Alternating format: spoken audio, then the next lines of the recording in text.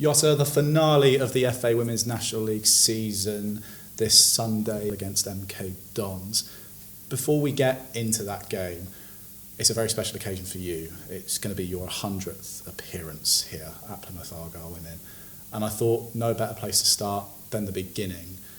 What was it like the first ever time for you pulling on that green shirt and playing for Plymouth Argyle? Yeah, it will be very special on Sunday. Obviously, my first game, it was very different looking back now, because I was an 18-year-old girl. I was just starting uni here in Plymouth, and I didn't quite know a lot about Plymouth Argyle. I joined the club because it was the best club in the southwest, and I joined a few training sessions with Lens at the time. And I remember my first game, it was a Devon Cup game, and I played as a right back actually. So I was even more nervous than normal, and that was the first and only goal I've ever scored for the club. So yeah, we've come a long way since, and I'm really proud to have hit that milestone of 100 appearances. What does it mean to you now you're at your 100th game, putting on that green shirt and walking out every game, especially now that you're the captain of the club as well? Yeah, I mean, I couldn't think of a more ideal time for me to hit that 100th appearance. And again, I grew up supporting, being a very big fan of a team back home in Greece, and I never thought I'd love another club. So to be here 6 years later and be able to say that I've got a second home and another club I feel really attached to it's a great feeling. What was it that got you into football? Before we get into your favourite moments at Argyle, where did you make that decision that you wanted to become a footballer? It's a tricky question. I don't really know the answer, to be honest. It's just one of those. I always used to play with the boys from school, and at the time there wasn't any women's team back home. So it took me. I was 13 to 14 years old when I first joined a women's team, and then I never looked back ever since. And let's have a look at your time at Argyle. What for you has been the greatest moment in those 100 games? Is there one standout, or is it a few across all of those seasons that you've been here?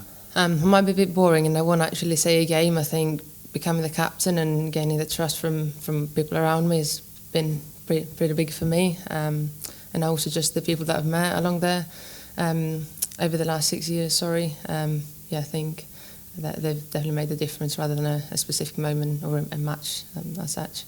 And how great is it for you to have been involved in the ever-changing scenario here at the women's team, especially now that we're coming under the club as well, to be the captain of the club in that situation and see all the hard work, not only the staff, but you as players put on that pitch and dedicate time and effort to each week, finally come to a point where things are going in a serious and correct direction?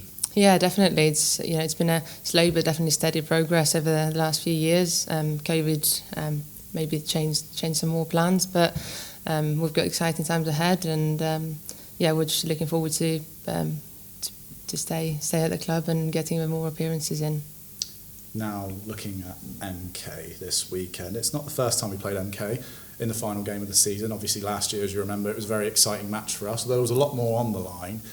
Fast forward to our first game against them this season. Obviously, it was a very dramatic game. What do you remember from that game against MK? I remember all of it, actually.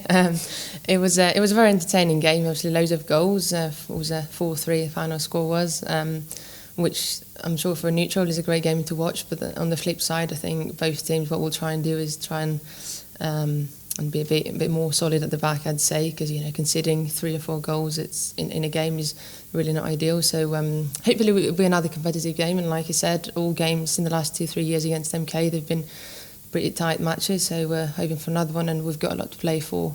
Even though it's our final game of the season, we want to end up on a high, so that's what we'll try and do.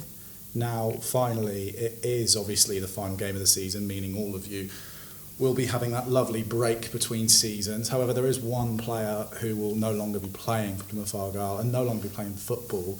Your teammate Gemma Rose announced her retirement earlier this week.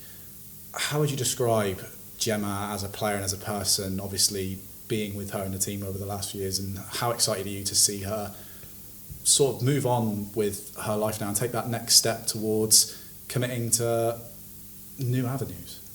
I mean, the first word that comes to mind is she's a hard worker. She works hard during the game and at training. She's probably the only player that actually enjoys all the runs that we do.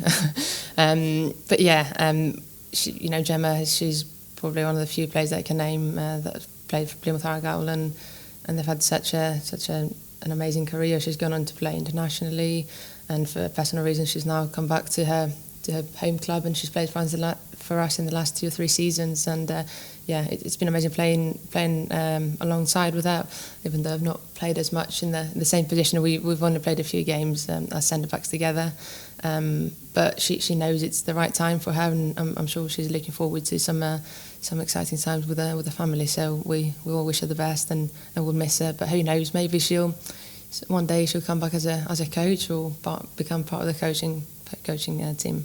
Well, Jota, all the best of luck for the weekend, and I hope you enjoy your 100th game. Thank you.